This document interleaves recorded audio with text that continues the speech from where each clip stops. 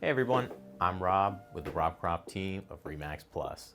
And as a realtor, I get asked a ton of questions. And so I thought, why not document, share these questions with others? One of the number one questions I'm getting right now, especially with this hot market, is I've been losing a lot of offers lately. What can I do to make my offer win?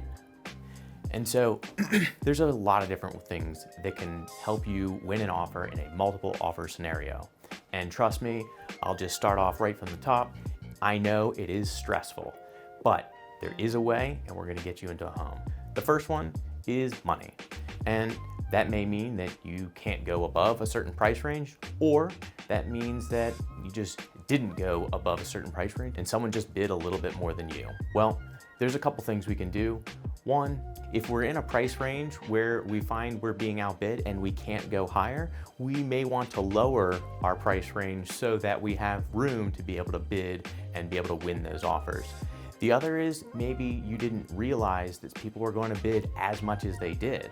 And in those situations, there's such a thing as an escalation clause, where we can offer what we feel is very reasonable, but we have a contingency. Just like if you were on eBay and you wanted to make sure you win that item, you can have the highest bid that you're willing to go over and above. The next is maybe it comes down to closing help. Maybe you need closing help to make the deal work. You have enough for the down payment, but you don't have down payment and the closing help, and have all the reserves that you require for your loan. How do we ask for closing help? One, you could be looking at certain state or county grants that sometimes offer money towards that. And right now with interest rates being super low, you can also talk to your lender about raising your interest rate so that they can actually credit you money back that could go towards your closing costs. Next would be inspections.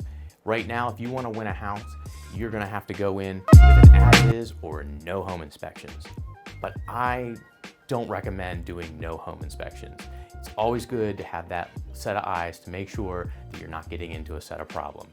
So how can we buy a house if we're not comfortable with not doing an inspection? Well, the big one, you could actually hire the inspector to go with you when you go look at the house. And I would only recommend doing that if you are very sure this one is gonna be the one, because obviously that's gonna be a little money up front. But that little money up front might help you have a better offer than the average person. Next, a little fun one is write a letter to the sellers. Tell them a little bit about yourself. The real estate process, especially on the residential side, is emotional.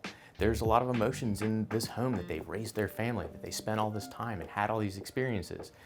And you know, I found that sellers that connect with the buyers often take less offers or less favorable offers just because of that connection they have. If writing a letter can make that happen, it's worth thinking about.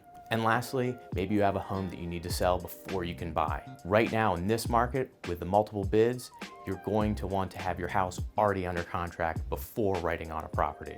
And this is very easy. You can do a seller's home of choice, meaning that you can have your house go under contract contingent on you being able to get a contract for you to have a home to buy. So just something to consider. The other is, if you keep losing out on offers, don't give up hope. There will be more homes coming up, and I promise the market will not be this way forever. If you found this helpful, check back each Monday where we're gonna be uploading videos, giving you updates on the real estate market and other frequently asked questions that people have. If you have any questions that you'd like to be answered, slide into the DMs. We'd love to hear from you.